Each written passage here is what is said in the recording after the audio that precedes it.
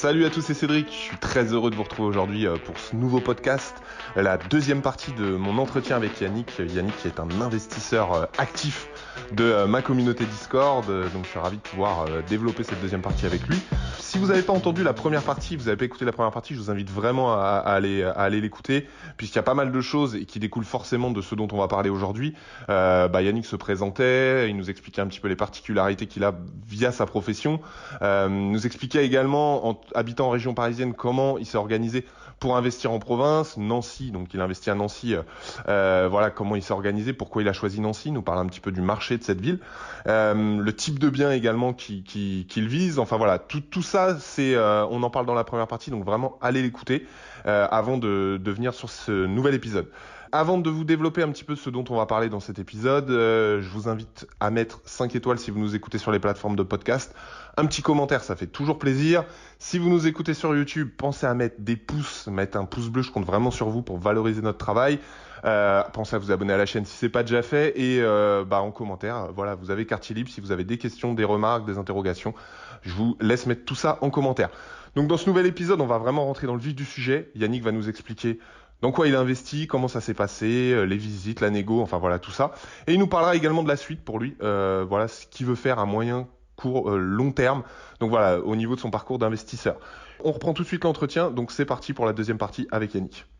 Est-ce que tu peux nous parler du coup de ce que tu as acheté? Donc on est fin d'année 2017, tu trouves ton affaire, comment ça se passe et qu'est-ce que c'est? Alors, je vois une annonce sur Le Bon Coin, une première annonce pour un studio qui est refait à neuf, 59 000 euros pour 27 mètres carrés. Alors, il est au dernier étage d'une petite copro, sous mansarde, il n'y a que 12 mètres carrés loi Carrez. Donc, je ne sais pas trop si je Ok. dois y aller ou pas. Et au final, je vois l'annonce d'en dessous, exactement les mêmes photos, avec le même vendeur, et il proposait de vendre le lot de 2 studios. Donc j'appelle, c'était un vendredi soir, je l'appelle, il me dit pas de souci, il est encore disponible, heureusement. Tout de suite, je visite le lundi. Par chance, le lundi, je bossais pas. Donc, je lui dis Ouais, lundi à la donc là, première ouais. heure, j'arrive. Il me dit, j'ai déjà une visite à 8h30. Je lui dis, écoutez, mettez-moi à 8h. J'ai vraiment bataillé pour être le premier à visiter. Il me dit, bon, d'accord, mais soyez à l'heure. Enfin, il me met un petit Ouais. coup de pression. Je lui dis, pas de souci, je serai là. J'étais là à l'heure, j'ai visité. Tout était refait à neuf. C'était un ancien grenier que lui a racheté Ouais. avec sa femme en SCI. Ils ont réaménagé le grenier en deux, qui faisait 54 mètres carrés au sol. Ils ont fait une cloison. Du coup, ils en ont fait 2 studios de 27 mètres carrés chacun, avec 12 mètres carrés loi Carrez. Cuisine neuve, douche hydromassante neuve. Enfin, tout est nickel, quoi, avec des matériaux plutôt quali, cuisine Leroy Merlin, etc.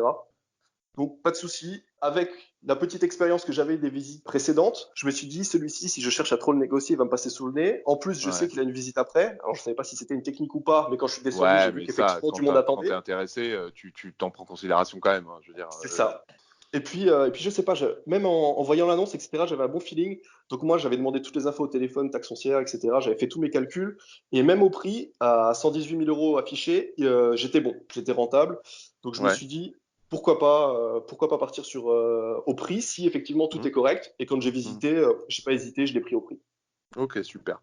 Donc là, super intéressant parce que l'hôte de studio, on le rappelle, bah, tu vas nous parler au niveau financement, mais en gros, c'est une ligne de crédit pour l'ensemble, quoi, quand tu es avec le même C'est vendeur. ça. Ça, c'est cool. Et ça, c'est hyper intéressant parce que bah, enfin, ça te bouffe un peu d'endettement parce que la somme est plus élevée, mais par contre, c'est qu'une seule ligne de crédit, une seule demande de prêt, un seul dossier, un seul endroit pour gérer tes locataires. Enfin, À l'image un petit peu des immeubles de rapport, c'est ça, c'est que tu vas avoir une fois ta banque et c'est d'un ça. coup, tu as 2 appartements. Disons que c'est sûr que si j'étais peut-être allé la voir 2 fois en 6 mois pour 2 apparts, bah, dans mon cas, elle m'aurait certainement dit oui, vu ma situation, mais c'est peut-être pas forcément le cas de tout le monde. Donc je pense que c'est plus simple de moins la voir et d'acheter groupé. Et puis en plus, Ah, tu réduis un petit peu les mais coûts, donc c'est plus complètement. sympa. Ouais.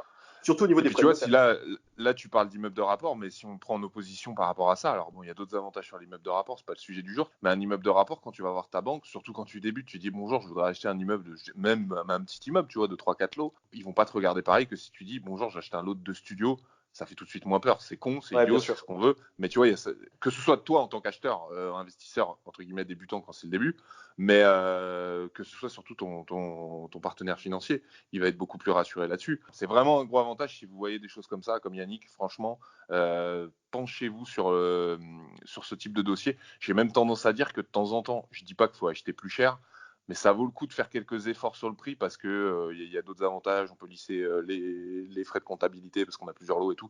Bon, bref, il y a pas mal de choses qui peuvent être intéressantes. Donc, c'est des produits qui peuvent être très, très intéressants. Ok, du coup, tu fais ton offre au prix proposé. Donc, j'imagine que lui était ravi. Tout se passe bien. Il était ravi. J'avais déjà préparé ma feuille, mon offre d'achat. J'avais simplement pas rempli le prix. J'avais laissé libre. J'avais emmené mon petit stylo. Donc moi, je lui remplis 118 000. Je lui donne. Je pars. Donc quand on descend, je vois la deuxième personne qui attendait pour la visite et j'ai su après qu'il y avait une troisième personne qui visitait derrière. Ouais. Et il me rappelle dans la matinée en me disant, bah écoutez, sur les 3 visites, j'ai eu 3 offres. Vous êtes le seul à m'avoir fait une offre au prix. Les deux autres ont proposé 115 000 à la place de 118 000. Donc si vous pouvez me garantir qu'au niveau du financement, il n'y a pas de souci, ben je pars avec vous. Ouais. Donc j'ai dit, écoutez, Ouais. moi, il n'y a pas de souci. J'ai dit, je lui ai expliqué un petit peu ce que je faisais dans la vie, les avantages que j'avais en fonction de mon profil, que j'avais pas de crédit en cours, etc. Donc il a compris que ça allait matcher et puis on est parti là-dessus, quoi. Ok, super. Ouais, bah là, du coup, en fait, là, on a l'exemple type que, tu vois, comme tu disais tout à l'heure, là, on entend souvent un peu un discours caricatural, notamment sur YouTube, mais ailleurs, hein, quand on est même entre investisseurs, à dire faut négocier, faut négocier, faut négocier. De temps en temps aussi, il faut savoir avoir la lucidité pour se dire, bah, il y a une belle affaire, je vais pas négocier parce que là, mine de rien, tu nous parles d'autres investisseurs qui étaient en concurrence avec toi, qui pour 3000 balles ont raté une belle affaire, quoi. Et ça, Mais c'est franchement, ça. enfin, Et en quand fait, tu vois les crédits, je me suis vu il y a 3 4 mois en arrière quand moi-même j'essayais de négocier 3 000 € sur des petits c'est biens, ça, tu vois. c'est Là, ça. je me suis dit, effectivement, 3 000 € sur 20 ans avec les taux actuels, c'est quoi? C'est une histoire de, je sais Exactement. pas, c'est même pas 10 € par mois. Donc, Ah non, non, mais c'est clair, c'est moins que ça. Enfin, faudrait calculer, mais oui, comme tu le dis, ouais, puis si tu prends en compte l'inflation, les choses comme ça, enfin, je veux dire, c'est limite, tu les payes pas, quoi. Enfin, je veux dire, c'est rien du oui, tout. c'est ça. Là, non, non, c'est évident. Ok, donc cool. Là-dessus, bah, j'imagine la demande de prêt, ça se passe bien. Est-ce que tu peux nous dire un petit peu quel type de prêt tu as fait? Est-ce que tu as mis de l'apport? Comment ça s'est passé globalement dans les grandes lignes un petit peu pour financer ça? Alors moi, j'ai financé les frais de notaire. Il faut savoir Ouais. que je suis arrivé en région parisienne en 2016 et j'avais une voiture auparavant que j'ai emmenée avec moi et je m'en suis jamais servi. J'ai pas roulé une seule fois dans Paris avec et je la voyais tous les jours sur cette place de parking qui perdait de la valeur et je me suis dit, il faut faire un truc de ça. Donc là, je me suis dit, c'est la bonne occasion et puis j'aimais bien un petit peu le côté rédemption. Je vais vendre ma voiture et puis l'argent va servir à autre chose que Ouais, simplement perdre tous les jours de la valeur. Donc j'ai ouais. mis l'argent de la vente de la voiture pour payer les frais de notaire. Ouais, génial. Donc, ouais, un truc au final qui a été un dollar pour toi. Et accessoirement, plus de l'argent qui n'est pas perdu. Parce qu'on le rappelle quand même que quand on met de l'apport sur des marchés stables, bah, malgré tout, c'est pas vraiment perdu. C'est immobilisé, mais je veux dire, cet argent, quelque part, tu le récupéreras si un jour tu revends, ou au moins, ne serait c'est placé, on va dire. On va le dire comme ça. Oui, c'est ça, c'est ça. Donc, Effectivement, il n'est pas liquide, mais il est toujours là. exactement. Et tu vois, tu prends l'exemple et le parallèle avec une voiture qui, en effet, perd de la valeur. Après, un marché immobilier, ça peut être variable. Mais là, le montant, enfin, les frais de notaire, c'est que ça va être quoi? 7-8%? T'étais quoi? À un J'étais à montant. 9 500 €. Ouais, ouais, c'est ça, j'allais dire moins de 10 000 euros. Ouais, donc voilà, c'est pas non plus une somme énorme, tu les récupères. Donc ouais, ça me plaît bien, la stratégie est bien. Ok, et du coup, t'es parti sur un prêt sur combien de temps? Un prêt sur 20 ans, donc Hmm. je suis allé voir ma banque au départ. Elle me dit, OK, pas de souci, mais elle me propose un taux complètement déconnecté du marché. Donc j'ai Ouais, fait trois quatre toujours. autres banques, je suis arrivé avec des dossiers béton. Les gens me demandaient si j'avais fait des études dans la finance. Je leur ai dit non, non, pas du tout, c'est pas mon domaine. Puis j'ai même dû faire un cours au conseiller de la Société Générale en lui disant que si c'était possible d'amortir le bien en LMNP. Du coup, il me dit, bon, je vous recontacte. Il m'a jamais recontacté. Et je suis passé par le Crédit Mutuel. Ils m'ont proposé 1,5 sur 20 ans. C'était les taux à peu près du marché. Ouais, de l'époque, ouais, tout à fait, un 5, C'est c'était bien. ça. Puis après, sur des petites sommes, entre guillemets, hein, parce qu'on parle quand même déjà de beaucoup d'argent. Oui. Mais ça, le taux, je le dis souvent, moi, à ceux que j'accompagne, bah, c'est important le taux, hein. Le taux le plus bas qu'on peut avoir, on le prend, mais c'est pas toujours. Enfin, entre 1,40, 1,45 et 1,50, 1,55, enfin, je veux dire, c'est pas non plus des énormes différences sur les mensualités. Non, c'est sûr. Euh, donc, t'as pas eu de problème en termes de délai de demande de crédit, ça s'est bien passé, t'as pas dépassé, t'as pas eu, parce que souvent, bah voilà, c'est que les banques sont lentes, t'as pas eu de problème, de petites frayeurs par rapport à ça, tout s'est bien passé pour ça? Non, aucun souci. Disons que j'avais pas dit à mon conseiller, parce que comme je venais de changer de banque, je passais de la BNP au Crédit Mutuel, j'ai pas Mm, dit à mon conseiller que mes parents habitaient sur place, parce que j'ai mm, pris le crédit au niveau de Nancy. Donc je lui dis mm, simplement, moi je viens de Paris, écoutez, je veux prendre le crédit ici parce que c'est sur le lieu d'investissement. Donc lui était ravi parce qu'il allait signer son crédit dans tous les cas. Et ce qu'il a fait, mm. c'est qu'il m'a fait mon offre de prêt tout de suite, directement. J'y suis allé, il m'a dit, ok, je peux vous faire ça, et il me l'a fait dans la matinée. Et du coup, il te l'a édité directement dans la Ah, matinée et tout? Il me l'a édité directement, il me l'a même pas. Ah ouais. Je sais même plus s'il me l'a pas. Je crois qu'il me l'a pas envoyé par la poste. Il me l'a donné en main propre. Il m'a simplement dit, vous me la renvoyez dans 11 jours, et puis c'était terminé. Tu vas faire des envieux là. Je sais ce qu'on va voir dans les commentaires sur YouTube. Tout le monde va me demander les contacts de ton banquier là. Mais ouais, donc génial. Bon bah super. Du coup bah le temps se passe, on va dire les 3 mois global. Hop là, t'as ton crédit. À moins qu'il y ait des choses à dire, tout se passe bien. Tu deviens propriétaire. Il n'y a pas eu d'anecdotes particulières là-dedans. Non, tout s'est bien passé. Après, il y a eu des petits, c'est pas des soucis, mais il y a eu des lenteurs au niveau des notaires. Ouais, ça. Ils ont eu du mal à se mettre en place parce que là, si on reprend, c'était décembre. On a signé le compromis en janvier, mi-janvier, je crois, et j'ai signé l'acte définitif qu'en juin. Il y a eu Ah ouais. quelques petites lenteurs. Il a fallu que je relance plusieurs fois mon ancienne notaire. Enfin, c'était un petit peu une galère avec elle pour la Ouais. contacter. T'avais pris un Euh, notaire là-bas ou un notaire à Paris? Non, j'avais pris là-bas. J'avais pris là-bas. Là-bas. Et j'aurais pas dû. J'aurais pas dû. Je le sais pour la prochaine fois. Bon, ça m'a pas fait perdre de l'argent ou rien, mais disons que j'aurais pu gagner peut-être 1 ou 2 mois de location. Ouais, c'est un vrai problème aujourd'hui, hein. Enfin là, il y a tout dans les études notariales pour y être beaucoup, que ce soit à titre professionnel, personnel et autres. Ça change beaucoup. Il y a beaucoup de notaires qui partent à la retraite avec des plus jeunes qui arrivent. Certains ont des méthodes qui sont bonnes, d'autres moins bonnes. C'est en train de changer, mais c'est vrai que c'est long. C'est un peu infernal. Donc, je le dis pour tous ceux qui nous écoutent, si vous avez un notaire et qui ça se passe bien, que ça bouge bien, qui répond au téléphone, vous le gardez. Ouais, Franchement, c'est vous ça. l'appelez C'est pour tous ça. les dossiers parce que bah, c'est compliqué. Après, ils ont un boulot aussi, ils sont sous la paperasse et tout, mais ils sont injoignables. Et c'est vrai que, comme tu dis, on est toujours à courir après. Et bah, par moments, ça retarde un peu les échéances. Et ça peut être problématique. Là, en l'occurrence, pour toi, ça n'a pas été trop gênant, j'imagine. Mais surtout, si tu arrives au mois de juin pour de l'étudiant, bon, ça va, il y a Voilà, c'est pire. ça. C'est ça. C'est Mais, sûr. du coup, on imagine que par exemple, tu serais prêt pour juin et puis ils arrivent, finalement c'est octobre. Bon, là, c'est un peu plus embêtant. Ouais, Même c'était si pas tu restes pareil. sur une grosse ville et autres, tu aurais quand même loué. Mais je veux dire, voilà, c'est des petites choses comme ça. Du coup, bah, t'es proprio. J'imagine, bah voilà, tu recherches ton locataire. T'as meublé, c'était meublé déjà ou pas? Non, c'était juste rénové hein, sur l'ensemble. Ah oui, donc j'ai pas précisé, quand j'ai acheté, il y avait donc les deux studios. Le premier studio était occupé, mais la locataire avait donné son préavis, donc il Ouais. allait être libéré, c'était de la location nue. Et le studio de droite était toujours occupé quand je l'ai acheté, c'était de la location nue. Mais je l'avais Ok. anticipé dans mes calculs au départ, D'accord, il n'y ouais. avait pas de souci avec ça. Donc quand je suis arrivé, D'accord, il y avait d'accord. déjà un locataire en place à droite. Lui était Ok, toujours là, il n'y avait pas de souci. Moi, j'ai simplement meublé le studio de gauche et puis d'accord. j'ai posté mon annonce dans la foulée. D'accord, ok. Et depuis, du coup, le locataire qui était en place, enfin qui est peut-être encore en place, est-ce qu'il est toujours là ou est-ce Non, que il est ça a parti. changé depuis? Il D'accord. aurait Et dû du coup, rester plus longtemps, il est parti. Donc moi, ben, c'était une aubaine. J'avais pas prévu qu'il partirait aussitôt, donc tant mieux. Il est parti, j'ai meublé, j'ai reloué directement le mois ouais, d'après, donc quoi. ok, super. Et du coup, au niveau chiffre, on parlait de ton crédit tout à l'heure. Tu arrives à une mensualité de combien tous les mois là? T'as combien qui est prélevé sur ton prêt immo? Je suis à une mensualité de 575 euros. Et du coup, en loyer et chargé, on va dire charge comprise, t'arrives à quoi? J'imagine que c'est le même montant par appart. Ouais, je suis à 450 euros, charge comprise par appartement. D'accord, donc tu es à 900 pour 575, on est bien quoi. C'est ça. Ouais, Globalement, c'est ça. ça donne quoi niveau cash flow? Les gens aiment bien hein, pour voir tout ça, notamment pour ceux qui débutent. Tu arrives à quoi? On va pas partir sur toutes les charges et autres, mais est-ce que tu peux nous dire globalement ce que ça dégage? Cash flow, donc là, comme c'est encore les premières périodes et que tu payes pas d'impôts, c'est beau, c'est Avant rose. Je impôt, suis ouais. à 160 euros. Non, je suis à 160 euros après impôt. 160 euros après. Enfin, Ouais, oui, avant impôt, vu que j'en paye pas, effectivement. ouais, là, Euh, hors fiscalité quoi. Mais tu es à 160 voilà. euros, donc 80 par, Ouais, c'est ça, ouais. Et après, par appart. contre, après impôt, au régime fiscal le moins intéressant, je suis à environ 65 euros. Ouais, mais bon, tu restes en positif, donc on est bon Ouais, quoi. c'est ça. Puis bon, après, on va parler après de ce que tu veux faire. Donc il y a possibilité aussi de ramener de la charge ailleurs, mais c'est vrai que tu as raison, il faut quand même prendre en compte, surtout toi que tu as une réelle stratégie long terme, donc il faut anticiper ces choses-là, parce que bon, l'impôt, on peut optimiser, il y a un moment donné, on en paye, hein. Je veux dire, il n'y a pas, hein, Oui, ça, oui, bien on sûr. n'arrivera pas, il y a un moment donné, on en paye, il faut pouvoir le payer.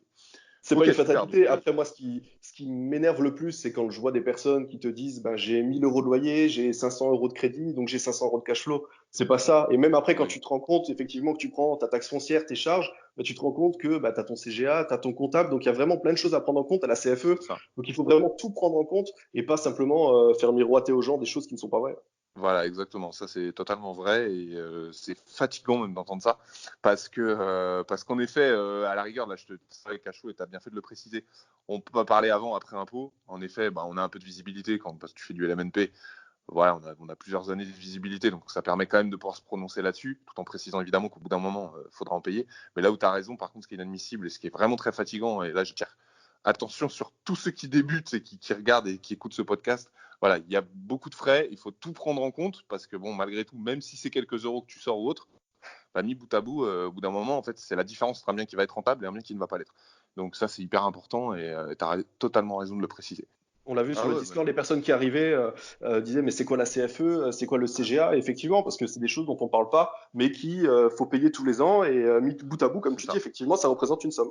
Ah bah c'est clair. Mais c'est pour ça, nous, enfin là, qu'on fait ce podcast aussi, c'est voilà, je donne la parole à des gens qui sont du terrain, qui sont confrontés à la réalité, parce on entend très peu de gens finalement qui ont vraiment investi, qui peuvent justement témoigner ça, parce que voilà, c'est pas un frein. Je veux dire, il y a plein de possibilités. Par contre, il faut tenir compte de tout ça. Ça a un coût et il faut bien le faire. Si on le fait pas bien, comme tu dis, on a témoin de beaucoup de gens sur le Discord. Euh, quand c'est pas trop tard, mais voilà, sur qui on peut corriger le tir et dire attention à ça, à ça, à ça. Après, voilà, il y a des personnes en plus qui peuvent être un peu justes et s'ils peuvent pas faire l'effort d'épargne après, déjà, c'est pas bon quand tu dois en sortir de l'argent de ta poche. Mais bon, si en plus tu peux pas le faire derrière, ça peut être assez problématique. Donc, C'est bref, vrai. parenthèse fermée, mais là, en l'occurrence, voilà, toi, je sais que tu as bien tout pris en compte et c'est ce qu'il faut faire. Donc, prenez exemple là-dessus, il y a aucun souci. Donc, bah, déjà bravo parce que du coup, c'est une belle OP. C'est nickel, on est parfait. Du coup, toi, ça tourne donc depuis, tu m'as dit 2018, on va dire bien, ça va faire bientôt un an, du coup, que ça tourne tout ça? Les... Ouais, un petit peu. Bah, depuis l'été dernier, ouais, un peu plus d'un an. Un Ouais. an, Ah bah oui, je même suis un bête, an et oui, demi, ouais, c'est oui, ça, ouais. autant pour moi. Ouais, c'est ça, oui, pardon, oui, oui, c'est fin de, oui, tu m'as dit juin 2018, autant pour moi. Ouais, du coup, un peu plus d'un an. Est-ce qu'il y a eu, alors tu as déjà eu un peu de turnover de locataires, tu nous l'as dit. Est-ce qu'il y a eu des problématiques là-dessus? Est-ce que pour retrouver des locataires, ça a été compliqué? Est-ce que tu as eu en gestion de locataires, comment ça se passe toi en gestion de locataires? Tu gères toi-même de là où Ouais, tu je es? gère moi-même. Au final, je me suis rendu compte que ça servait à rien de payer une agence entre 5 et 6% par mois pour faire ce que tu peux faire à distance. C'est-à-dire que même si tu habites sur place, moi, je suis pas bricolo, je sais rien faire de mes mains. Le locataire qui m'appelle Mm, à 3 heures du mm. matin pour me dire qu'il y a une fuite, je vais lui dire, bah, vous appelez un plombier, vous m'envoyez la facture. Et l'agence Ouais, fera c'est ça. exactement pareil. L'agence n'a pas des On est super d'accord. Ouais. pouvoirs, donc non, je préfère gérer C'est moi-même. C'est plus Ouais, sympa. mais t'as raison. Mais c'est complètement ça. Par contre, ce qui est impératif, je pense, enfin, toi, du coup, c'est ce que t'as, c'est d'avoir des petits contacts sur place, justement, pour pouvoir gérer les petites urgences, plombiers, électriciens, enfin, les classiques. Mais je suis C'est ça, complètement ouais, c'est ça. d'accord avec toi. Est-ce que toi, ça a été un sujet au tout départ, quand tu t'es lancé, te dire, peut-être même au moment d'acheter, est-ce que tu t'es dit, comment je vais faire? Je suis à quelques heures de là où j'habite, de là où j'investis. Qu'est-ce qui se passe? Est-ce que je vais faire gérer? Est-ce que je pourrais gérer à distance? Ou est-ce que c'était quelque chose qui était assez clair pour toi? Bah, honnêtement, pas du tout. Je me suis pas posé la question parce que, comme dit, je sais rien faire de mes mains. Donc, dans tous les cas, je me suis dit, s'il se passe un problème, je pourrais pas le résoudre. Ce Pour sera moi, pas toi c'était hors qui de apportera question la de faire solution. intervenir la famille. Je me suis dit, eux, ils vont rester en dehors de ça. Mm. Donc, que je sois au final à côté ou loin, le problème ne va pas se poser. Mais je me suis rendu compte après que c'est plutôt, on va dire, mon entourage ou les gens avec qui j'en discute qui me posent la question comment tu gères, comme si c'était Mm. insurmontable. Mais c'est vrai que moi, c'est quelque chose que j'ai totalement occulté dès le départ. Ouais. Ça Ouais, m'a non, pas parce que ça, traversé c'est une l'esprit. Ouais. question qui vient souvent, hein. Enfin, moi, tu Ouais. vois, j'accompagne voilà, des personnes souvent pour des raisons de temps, aussi de compétences, mais aussi, enfin, principalement de temps. Et une des premières questions, passer voilà, le processus immobilier, les prix, tout ça, ils me posent toujours la question comment on fait pour gérer après, on va le mettre en gestion et autres. Et je leur dis non, mais en fait, finalement, ce qui est le plus chronophage, c'est éventuellement quand tu as du turnover. Ce qui est le plus chronophage, c'est le moment où tu as acheté, si tu as des travaux, enfin, c'est toute cette période-là. Mais une fois que tu as des locataires en place, à part C'est clair. envoyer une quittance de loyer une fois par mois, et encore, Et on n'est encore, pas si de obligé la de le faire demande. tous Ouais. les mois. Ouais, voilà, exactement. Bah, franchement, il n'y a rien à faire, quoi. Tu as juste à surveiller tes loyers qui tombent, et puis c'est fini, quoi. Je veux dire, derrière, Ouais, et puis c'est, je suis, ça, c'est pas très contraignant. non, bah on est d'accord, c'est ça. Alors, j'irais pas dire que c'est passif parce que ce serait mentir, mais c'est pas non plus une gestion vraiment hyper chronophage, quoi. Non, mais c'est ça, tu vois, pour prendre un exemple, là, il y a quoi, il y a 2 semaines, j'ai ma nouvelle locataire qui a remplacé celui qui était en place jusqu'à présent. Elle est arrivée, elle a eu un souci au niveau des toilettes, les toilettes étaient bouchées. Je lui ai dit, bah écoutez, je vous donne le numéro de téléphone du plombier, vous l'appelez, il est venu, il m'a envoyé la facture. Terminé, je veux dire, il y Mm. a pas besoin de réfléchir plus que ça. C'est clair. Non, mais c'est clair, c'est clair. Donc ça, c'est nickel. Du coup, c'est quoi le projet maintenant? T'as ces deux studios.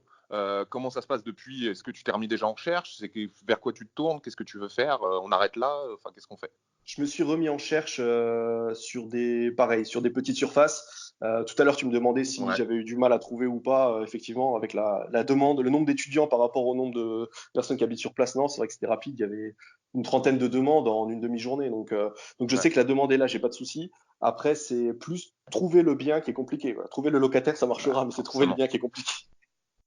Forcément. Donc toi, tu restes sur cette stratégie petite surface, location étudiante, ça te plaît bien. Ouais, ben comme là j'ai remarqué avec cet été, si tu veux, il y a tellement de petites surfaces qui sont pourries que les Ouais. étudiants, quand ils ont une belle surface, quelque chose qui leur plaît, qui est plutôt bien situé, ils payent l'été. Même s'ils sont pas dedans, ils payent l'été. Donc ce qui Ah fait que je me oui, bah oui. retrouve avec 12 mois de loyer pour en fait une occupation de 9 mois. Donc j'ai une usure qui est Ouais. réalisée sur 9 mois des locaux, mais moi j'ai 12 mois de loyer et c'est plutôt Ouais. intéressant. Ça aussi, c'est quelque chose qui est souvent qui revient. Alors pour des personnes qui sont peut-être un peu plus, qui s'intéressent un peu plus à l'investissement, de dire ah ils vont se barrer l'été, revenir en septembre et autres, je vais avoir de la vacance l'été et tout, ce qui pourrait avoir du sens en fait. Mais je fais le parallèle un peu parce que moi j'ai un marché qui est un peu équivalent sur une plus petite ville à Poitiers où il y a beaucoup Mhm. d'étudiants aussi, c'est 30 000 étudiants pour 90 000 habitants. Donc Ouais. on est à peu près sur ces proportions-là. Et en proposant de la qualité, ça fait écoute, j'en ai 3 là-bas. Ça va faire 3 ans, un peu plus de 3 ans si je dis pas de bêtises. J'ai eu du turnover, mais j'ai jamais eu de vacances, que ce soit l'été, que ce soit n'importe quand, parce que les gens ils sont bien, ils veulent pas lâcher l'appart, parce que comme tu dis, la concurrence c'est pas dingue. Et en meublé, je sais pas ce que t'en penses, c'est ce qu'à Nancy, enfin, j'en conclus que c'est un peu pareil, mais moi, je suis toujours étonné de voir les annonces concurrentes quand je recherche un locataire et aussi quand je visite des choses qui peuvent être éventuellement occupées, de voir ce que proposent les gens, que ce soit en meublé ou non meublé, mais bon, principalement en meublé. Enfin, c'est quand même pas de la bonne qualité, quoi. Je veux dire, sans aller sur du haut de gamme derrière, mais c'est pas terrible, quoi. Et du coup, on arrive vite à se démarquer, que ce soit au niveau du prix et au niveau de la demande, quoi. Du coup, j'ai pas trop de soucis. Est-ce que toi, sur le prix, t'en avais tenu compte? T'es parti dans la tranche haute, t'avais regardé un petit peu comment tu t'étais fait pour fixer tes loyers? Ouais, j'ai regardé un petit peu. Alors là où j'avais été surpris, c'est que quand j'avais visité et que les deux appartements étaient loués, ils étaient loués plutôt cher. Ils étaient loués 390 euros charges comprises pour du nu, avec au final une petite surface habitable, 12 mètres carrés. Ouais. Donc je me suis dit, il y a quelque chose à faire, effectivement. Si je le transcris en meublé, je peux partir sur quelque chose d'un peu plus intéressant. Donc j'ai fait mon étude de marché rapide et j'ai tablé sur 450. Au vu des demandes, je pense que je peux partir sur 470. Ça se trouve Ouais. en preneur aussi, ouais. Ouais, c'est ça. Moi, je note souvent qu'il y a un peu. Alors, ça dépend des marchés, hein. Ça va prendre avec des pincettes ce que je vais dire, me tombez pas dessus. Mais globalement, entre nu et meublé, j'arrive souvent à une différence qui peut être de 20%. Ça se voit assez régulièrement. Mais ça C'est dépend. ce que je- Ça va c'est ce que j'avais entendu Ouais. et honnêtement, j'y pensais pas. Je pensais pas. Je me suis Ouais. dit, c'est vraiment surévalué. Ouais. Je vais voir avec ça. Et puis quand j'ai vu la demande, je me suis dit, bon, première nouvelle, je vais louer. Mais par contre, effectivement, tu aurais pu louer plus cher derrière. Ouais. Donc là, je Ouais. sais que j'ai Ouais. aussi encore cette marge qui fait que derrière, potentiellement, je peux avoir. Ouais, parce que là, c'est ça, c'était à 4,70. Finalement, là, on est à peu près au 20%. Ouais, un petit peu moins, 15-20%. Mais globalement, c'est vrai que moi, je parle sur ces marchés-là, parce que bon, moi, j'ai des biens aussi en région parisienne que j'ai acheté, on va dire, un autre temps, entre guillemets, où on pouvait trouver encore des belles affaires, même si c'était déjà cher à l'époque. Mais sur un marché, je vais dire, voilà, un peu similaire, j'avais entendu ça et j'étais quand même assez sceptique aussi. Et en fait, ça se vérifie, hein. Moi, je le vois, j'arrive sur certains à 20%, entre 15 et 20%. Donc, le meublé, et puis surtout sur cette cible-là, c'est quelque chose qui répond à beaucoup de demandes. C'est vraiment, on est au début, je pense, de ça, du meublé. Donc, pour l'instant, on en Ouais. voit de plus en plus, mais qui ne sont pas encore bien faits. Donc, tant mieux que les gens Ouais. continuent à faire des choses moyennes et qu'on propose des choses adaptées. Et qu'il y a un petit peu Ah, moins de Pinel aussi. Parce que c'est vrai que le ah, souci, on critique le Pinel à l'achat, mais c'est vrai que pour le locataire, c'est quand même top parce que lui, il arrive, que ce soit meublé ou nu, la plupart du ah, temps, les étudiants s'en foutent un petit peu, même si c'est cool ah. d'avoir un truc meublé. Mais les loyers sont quand même vachement bas en Pinel Ah, et bah, donc ils du sont coup, eux, encadrés, avoir ouais, quelque bien chose de sûr. neuf, ils sont contents, quoi. Ah bah ça c'est clair, non mais ça c'est sûr. Mais bon, après le Pinel, voilà. On fera peut-être un épisode sur le Pinel un jour. Tiens. Mais c'est particulier, c'est ouais. Et c'est vrai que c'était sur une concurrence qui est compliquée. C'est pour ça, toi, là, en termes de localisation, parce qu'on n'en a pas parlé à Nancy, je sais plus, je crois pas que tu nous en aies parlé. C'est quoi? T'es sur du centre, de l'hypercentre, un quartier étudiant. T'es où là par rapport sur tes appartements? Alors, c'est difficile à décrire parce que on va dire qu'il y a un hypercentre à Nancy qui est autour de la place Stanislas, Hum, mais qui hum, est pas qui est très commerçant, mais qui est pas forcément très demandé par les étudiants parce que c'est assez loin de tout au final. Moi, je me situe à 10 minutes à pied de la gare, grosso modo, hum. et Ouais. j'ai un arrêt de tram qui est devant la porte, qui mène à la gare en deux arrêts, et j'ai la plus grosse école qui est à deux arrêts plus loin, et le campus qui est 5-6 arrêts plus loin. Donc, je suis Ouais. vraiment sur un endroit premium pour les étudiants. Ouais, tu as le package, tout est possible à pied, les transports, les commerces C'est et ça, c'est la ça. fac, quoi. Du coup, excuse-moi, là, on s'est un peu éloigné de tout ça, là, de fil en aiguille. Du coup, à tes projets, du coup, tu recherches du coup une nouvelle petite surface, donc tu as du mal à trouver. C'est quoi? Du coup, tu restes sur Nancy, c'est un choix? Est-ce que derrière, tu vas te diversifier? Ou c'est quoi un petit peu le projet, on va dire, plus long terme? Parce que je pense qu'à terme, tu vas trouver ce qu'il te faut. Est-ce que tu avais pensé, pourquoi pas, tu vois, tu me parles d'étudiants, est-ce qu'une coloc, ça pourrait t'intéresser? C'est quelque chose sur lequel tu n'as pas envie d'aller? Enfin, voilà, est-ce que tu t'es posé ces questions-là? Je me l'ai supposé. Après, j'ai pas, je sais pas. Pour l'instant, je me sens pas de faire une coloc. C'est pas Mhm, question de compétence, c'est vraiment de l'envie. J'ai pas envie mhm. de faire une coloc. J'ai des amis autour de moi qui en font. Ils sont confrontés à des problèmes, bon, qui sont pas insurmontables, mais j'ai l'impression que, je sais pas, moi je me sens vraiment bien, tranquille dans ce que je fais, je maîtrise ce que je fais, et au final c'est le plus important pour moi. Quand on parlait tout à l'heure d'aimer l'immobilier, en soi je suis pas, j'aime ce que je fais, mais en soi je suis pas attiré à 100% par l'immobilier. Pour moi c'est quelque chose qui est important et on va dire en quelque sorte nécessaire pour mon projet de vie, Mhm. mais je cherche pas à avoir un patrimoine de 15 appartements, c'est pas mon objectif. Moi, je me retrouve beaucoup dans ce que tu dis là par rapport à ça, parce que bon, on était en événement hier, hein, et je discutais de ça avec des participants. Et moi, c'est pareil, tu vois, on parle de la coloc, je suis assez d'accord avec ce que tu dis, c'est-à-dire que j'ai totalement conscience de ce que ça apporte, que ce soit en termes de rentabilité, en termes donc de cachot, de ce que tu peux dégager. Il y a des problématiques aussi, comme tu dis, qui sont à mon sens aussi pas surmontables, mais je suis comme toi, c'est pas un truc, tu vois, aujourd'hui là, hein, ça se trouve, dans un an, on parlera d'un épisode, je vous dirais que je viens de faire une coloc, mais je sais pas, c'est un peu comme la location courte durée, c'est des choses qui, j'aime bien mettre des systèmes en place. Aujourd'hui, c'est pareil, là, sur les investissements en province, je suis plutôt comme toi, plutôt petite surface et autres, j'ai des process bien clairs, ça avance, ça tourne. Donc, ok, du coup, ce serait de redupliquer ce que tu viens de faire en gros sur un prochain bien. C'est ça, ouais, c'est une ou deux. C'est vrai que si je dis un troisième appartement, mais si j'ai l'opportunité d'acheter un lot de Bien deux sûr. appartements, j'en prendrai peut-être deux. Après, par contre, je pense réellement arrêter la partie immobilier physique. Là, Ouais. je suis à deux doigts de signer des SCPI à crédit aussi. Alors Donc, ça ça va me permettre un m'intéresse. petit peu. Ouais. Ça m'intéresse beaucoup que tu parles de ça un petit peu. Je te demande pas de rentrer forcément dans les détails, mais ça, c'est très intéressant. Et du coup, toi, aujourd'hui, ce que tu peux expliquer, pour vraiment ceux qui connaissent pas du tout, sans rentrer dans le détail et autres, hein, pas forcément de parler des sommes, c'est vraiment pas le sujet, mais Mhm. globalement, qu'est-ce qu'on peut faire? Tu dis des CPI à crédit, bon, ça me paraît clair, mais globalement, en fait, en quoi c'est intéressant? Pourquoi tu te tournes vers ça?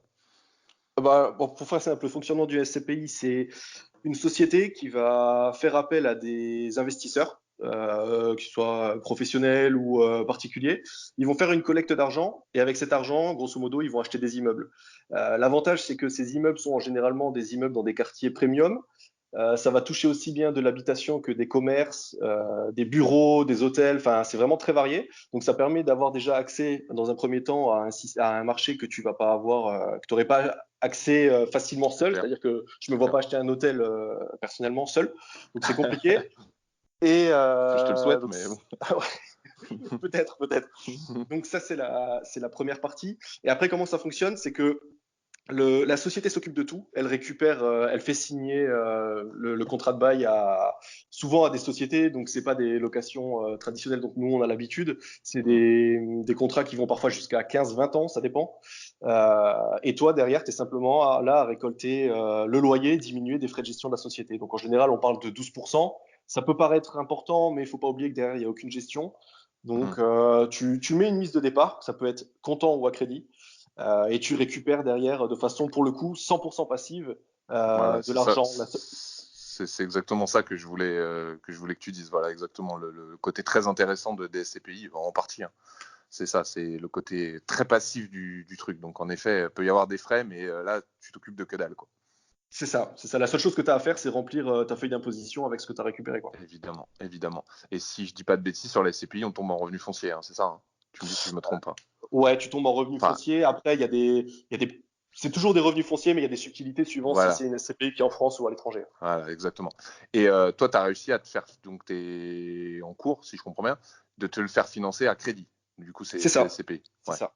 Alors ça, je sais qu'il y Ouais, a des contraintes, tu as réussi, c'est quoi? C'est par rapport, parce que, alors si parle sous le contrôle de Nico qui nous écoutera, qui est au niveau financier là-dessus, qui est béton, parce qu'on est en plein dedans. Hein. Je te cache pas qu'on y réfléchit. Ouais. D'ailleurs, je fais une petite parenthèse, si ça vous intéresse les SCPI, mettez dans les commentaires si ça peut vous intéresser, parce que moi j'ai vraiment envie d'en parler avec des personnes ultra compétentes là-dessus, parce que je pense que c'est un vrai complément hyper intéressant. De mémoire, pour prendre un crédit, il faut être propriétaire de sa résidence principale, des choses comme ça, hein, là-dessus pour la SCPI. Est-ce que toi, tu as eu cette problématique? Est-ce que du coup, toi, ça a été... t'as eu des soucis particuliers, ou c'est le fait que ton cas particulier par rapport au logement, à ton logement personnel, t'as apporté des facilités par rapport à ça, ou non, ils t'ont prêté tel quel comme un investissement classique? Alors j'aurais tendance à te dire que le fait d'être propriétaire de sa résidence principale, ça va être l'argument qu'ils vont te dire comme si tu achètes de l'immobilier locatif. Ouais, ok. Pour moi, c'est pas réellement quelque chose qui est indispensable. À tous ceux qui sont intéressés par l'investissement en SCPI, qui habitent en Paris, il y a la maison des SCPI qui propose Mm. de financer l'intégralité des SCPI. Donc moi, ça a été un gros argument quand je suis allé voir ma banque, c'est-à-dire que je leur ai dit que je voulais investir en SCPI. Elle m'a dit, je vous recontacte. Elle m'a recontacté, elle m'a présenté voilà les SCPI maison, etc. avec des rendements moins intéressants et surtout, c'était pas du tout celle qui m'intéressait. Je lui ai montré celle qui m'intéressait. Elle m'a dit, je sais pas si on peut les financer. Je leur ai dit, écoutez, à Paris, il y a la centrale des SCPI qui propose de financer toutes les SCPI à crédit en passant directement par eux, et c'est le Crédit Mutuel qui les finance. Donc, sachant que ma banque est le Crédit Mutuel, je leur ai dit autant qu'on passe directement par vous et que vous profitiez du crédit, plutôt que je passe par là-bas. Moi, dans tous les cas, je vais avoir mon Ouais, bien sûr. financement. Donc, autant qu'on s'arrange entre nous et qu'on fasse quelque chose qui puisse qui puisse nous bénéficier à tous les deux. Ok, ok. Ok, ça marche. Ouais, donc bon, ça c'est hyper intéressant. Du coup, ça c'est en cours là. Là, c'est en cours, tu es en train Ouais, c'est en cours. de... J'ai eu mes dernières simulations. Le choix est fait, à crédit c'est fait, le montant est quasiment fixé, donc c'est une question de temps. Top. Donc voilà, un projet de diversification plutôt intéressant. Ouais, c'est ça, un petit complément. Ça va me rapporter. Après, les taux fluctuent toujours, mais je suis parti sur à peu près 250 euros par mois. Ouais, c'est bien, c'est top. Franchement, c'est canon. Ouais, c'est pas mal, c'est pas C'est mal. super bien. Non, mais c'est super bien. De toute façon, tu t'enrichis, donc à partir de là, ça avance. Hein. Donc c'est bien. Bah, après, il faut quand même préciser qu'effectivement, quand c'est à crédit, c'est très compliqué d'être à l'autofinancement. Donc moi, c'est quelque chose que je fais parce que je peux me permettre de mettre un petit peu de mon cash flow, de mon Bien sûr. immobilier physique sur cet endettement-là. Bien sûr, non, non, mais complètement. Mais c'est un cercle vertueux aussi. Hein. Donc il y a un vrai lien. Hein. C'est ça qui nous, c'est ça Bien nous sûr. qui nous intéresse. Hein. Donc voilà, encore une fois, on aura l'occasion de revenir sur ce sujet-là. Ok, super. Je crois qu'on a vu pas mal de choses. J'ai deux choses encore à voir avec toi avant de te laisser. Ouais. Merci en tout cas pour toutes ces infos. Qu'est-ce que tu diras à quelqu'un qui te demanderait conseil sur l'immobilier pour investir? C'est assez compliqué de répondre. Je dirais Ouais, que si c'est un parfait débutant, je lui dirais vraiment de se former d'une façon globale ouais. sur ce qu'il est possible de faire, les différentes choses, les différents types de locations qu'il existe, les modes d'exploitation. Ça, c'est vraiment Ouais, important. de définir une stratégie bien précise Voilà, ouais, avant de commencer c'est concrètement, ça quoi. exactement. La Ouais. stratégie, c'est le premier truc. Et après, quelqu'un qui a, on va dire, défini sa stratégie, qui est en phase de recherche ou qui veut accélérer, pour moi, le point principal et essentiel, c'est de comprendre et maîtriser la fiscalité. C'est-à-dire Ouais, connaître au minimum sa t'as tranche raison. marginale d'imposition, savoir combien on a de marge avant de passer dans la tranche au-dessus, et savoir les mécanismes et surtout les abattements, les diverses choses en fonction du mode d'exploitation qu'on utilise. Parce que ça, la fiscalité, au final, c'est ce qui fait que ton investissement est rentable ou pas. Quand t'en as pas, tout le monde est rentable. Là, il n'y a pas de souci. Ouais, Mais ouais, bien effectivement, sûr. quand tu appliques la fiscalité, c'est pas la même chose. Ah non, mais c'est clair, non, mais t'as raison. Hein. Ça, on revient à ce qu'on disait tout à l'heure. Hein. Voilà, des gens un peu, voilà, où les discours sont pas très sérieux. Ils prennent ça comme un détail, alors qu'en fait, t'as totalement raison. C'est presque le plus important. Honnêtement, c'est presque le plus important parce que c'est en liaison directe. Je veux dire, on n'investit pas si on maîtrise pas sa fiscalité, l'investissement est mauvais. Donc ça, c'est hyper important. Donc ouais, merci. Bah, t'as raison. Bah, tu vois, tu as trouvé deux conseils que je trouve totalement judicieux. Donc et en plus de mémoire, je crois que c'est la première fois qu'on nous parle finalement de fiscalité. Et c'est pas ce qui venait tout de suite quand je posais cette question, mais en l'occurrence, je pense que c'est assez intéressant. En effet, c'est pas le plus simple aussi de maîtriser sa fiscalité. Ben, C'est c'est un pavé ça. En fait, le truc, c'est que assez ça fait compliqué. peur. Ouais, Souvent, on se dit que c'est compliqué, les impôts, on pense à des choses pas fameuses, etc. Alors qu'au final, franchement, c'est assez facile une fois qu'on a compris le système. Je veux dire, il n'y a pas 50 chiffres à maîtriser. C'est soit moins 30%, soit moins 50. Ensuite, la tranche marginale d'imposition, il n'y en a pas 50 non plus. Donc, c'est pas ouais. très compliqué. C'est assez bien expliqué sur Internet de façon générale quand on cherche un petit peu. Et c'est ce qui va faire 90% de la réussite du projet. Ah non, mais c'est clair. Et puis moi, je le dis à tout le monde, hein, je veux dire, allez voir un professionnel s'il le faut, faites-vous aider si vous êtes vraiment, vraiment pas à l'aise, parce qu'une petite erreur sur la fiscalité, ça peut avoir des conséquences Ouais, bien sûr. catastrophiques. Donc ça, vraiment, n'hésitez pas. J'encourage moi tout le monde à aller voir des fiscalistes, ça coûte un petit peu de sous, mais vaut mieux que ça coûte quelques centaines d'euros de temps en temps quand on a voilà, qu'on n'est pas à l'aise avec ça ou qu'on a, je veux dire, une imposition un peu particulière face à pas mal de choses. Voilà, chaque cas est particulier, donc n'hésitez pas. De manière générale, je pense qu'on peut trouver l'info, mais venez sur le Discord si vous avez des questions. Il y a Yannick, voilà, il y a plein de monde qui peut vous aider là-dessus. Donc n'hésitez pas à venir. Tous les liens sont en description, donc vous pourrez regarder ça. Dernière question, on sort de l'immobilier. Je t'avais dit qu'on en parlerait, forcément, parce qu'on a une passion commune. Tu le C'est sais. vrai. C'est vrai. C'est le basket. On adore tous les Exact. deux le basket, je le sais, parce qu'on a un petit peu communiqué là-dessus. Donc, je vais te poser une question toute bête. En plus, au moment où on enregistre cet épisode, on va faire court, hein, mais il y a la saison de NBA qui va bientôt reprendre. Je sais la question que tu vas me poser. Bah alors, c'est quoi? Ah, je vais dire Philadelphie. C'est le cœur qui Philadelphie parle. qui C'est le va être cœur qui parle. champion? Ouais, c'est le cœur qui parle. Putain, ah ouais, t'aimes Philadelphie? Ouais, je suis fan de Philadelphie. Ouais. Bah, je Depuis. suis venu dans le basket. Je suis venu dans le basket avec Iverson. Ah, c'est Et vrai. après, il y a eu des années un peu compliquées, mais bon, c'est vrai Ouais, que. bah tu sais, ouais. Non mais t'as raison. Moi j'aime beaucoup Philadelphie. J'aime beaucoup Embiid en plus, donc voilà. Pour les spécialistes, je sais qu'il y a beaucoup de gens qui suivent l'NBA. Moi je suis plus vieux que toi, hein, donc moi je suis fan des Knicks. Je te cache pas qu'on parle de périodes difficiles depuis une quinzaine d'années, c'est un peu Ouais, compliqué. c'est vrai. Donc voilà, je vais pas dire que les Knicks sont champions. Ouais, j'ai du mal à me prononcer. Je vais me mouiller un petit peu. Ouais, je pense que ça va être une équipe de Los Angeles, moi. Et pourtant je suis Ouais, pas un grand fan. Ouais. tu te mouilles sans te mouiller quand même, mais c'est vrai Attends, que attends, ça attends, paraît, je ça paraît réfléchis. le plus probable. Je pense que les Clippers vont être champions. Ouais, je sais pas. Franchement, c'est très compliqué, même à Ah, l'ouest. mais C'est ouais. Mais voilà. impossible. Mais en tout cas, Philadelphie, une finale Clippers-Philadelphie, je signe. Je me lève la nuit, hein. Je regarde, il n'y Ah, a pas de problème. déjà, je me lève dans tous les cas, mais alors là, C'est je suis ça. maillot. Bon, on se tiendra au courant au fur et à mesure de la saison. En tout cas, ça reprend bientôt. S'il y a des fans de NBA Yes. qui nous écoutent, je sais que tout le monde est. Alors, au moment où cet épisode va passer, à mon avis, elle aura déjà démarré. Mais c'est toujours une période où on n'en peut plus, là. On est sur les dents. Ok, C'est long. bah écoute, Yannick, merci beaucoup. C'était vraiment top. Bah, merci à toi de m'avoir J'ai eu. invité. Bah non, je t'en prie. Bah, peut-être qu'on aura l'occasion d'en refaire un, voilà, quand ça aura évolué un petit peu tout ça. Merci encore pour tout, que ce soit sur le Discord. Je parle vraiment au nom de toute la communauté, hein. Je suis pas en train de te cirer les pompes, mais vraiment, tout le monde me l'a dit parce que j'ai dit à certains que je faisais un enregistrement aujourd'hui avec toi. Donc voilà, les gens te remercient et puis bah écoute. On se tient au courant pour tout ça. Merci en tout cas de nous avoir écoutés. Si vous avez des questions, je vous l'ai dit dans les commentaires. Si vous nous écoutez sur YouTube, pensez bien à vous abonner. Pensez à mettre des pouces. C'est hyper important pour donner de la visibilité à notre travail. Et puis sur les plateformes de podcast, comme je vous l'ai dit, 5 étoiles et un commentaire sympa. Yannick, je te remercie et je te dis Merci à à toi. bientôt. Merci à tous et on se voit pour le prochain podcast. Ciao.